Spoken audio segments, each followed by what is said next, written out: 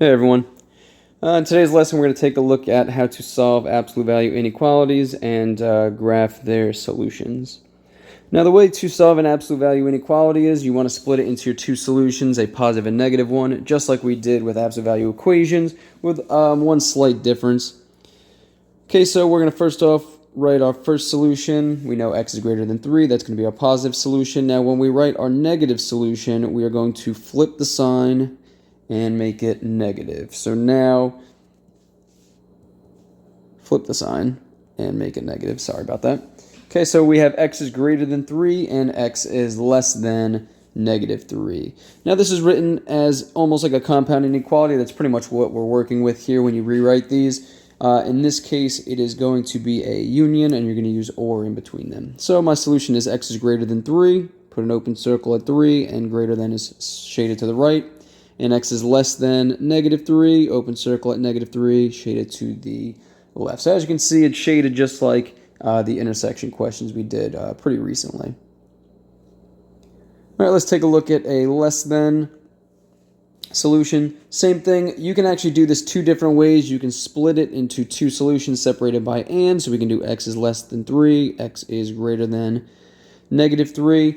You can also, if you'd like, and this is the way I prefer to do it, you can write it all as one compound inequality, keep the x in the middle, and then we're just going to add a negative end on our left side. So now it's x is greater than negative 3, and it's also less than 3. Same thing as if you were to split it and flip the sign. So we have x is going to be in between. We see 3, and we see negative 3. It's going to be a union here. So x is going to shade everything in the middle.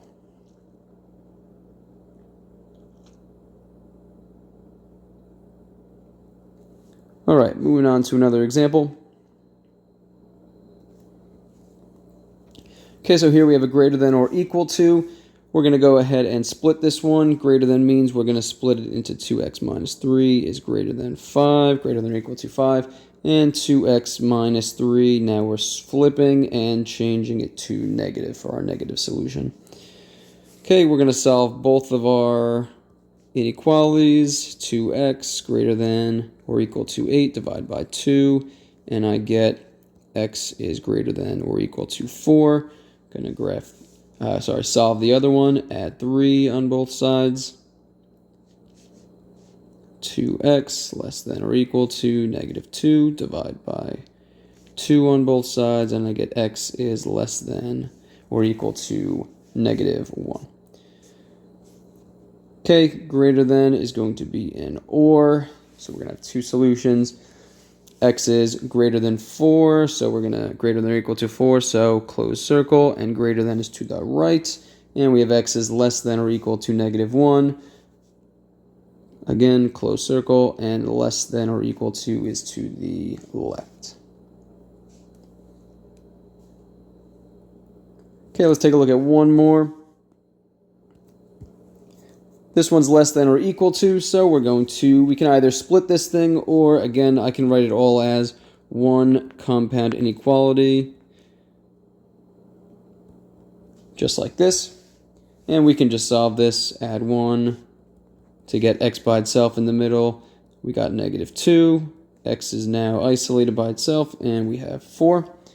So we have x is going to be greater than negative 2, but also less than positive 4, so it's going to be a shading in the middle. And again, you could also rewrite this solution if you'd like this. So we have x is greater than or equal to 4, and x is, less than, or x is greater than or equal to negative 2. These are both the same solution, just written a little differently, but both are acceptable as to what we're solving for. All right, so again, to solve the absolute value inequalities, you're just going to rewrite them as a compound inequality and graph their solution. Again, using a positive and negative solution, where the negative one, you are flipping the inequality, just like we were when we were solving the regular inequalities.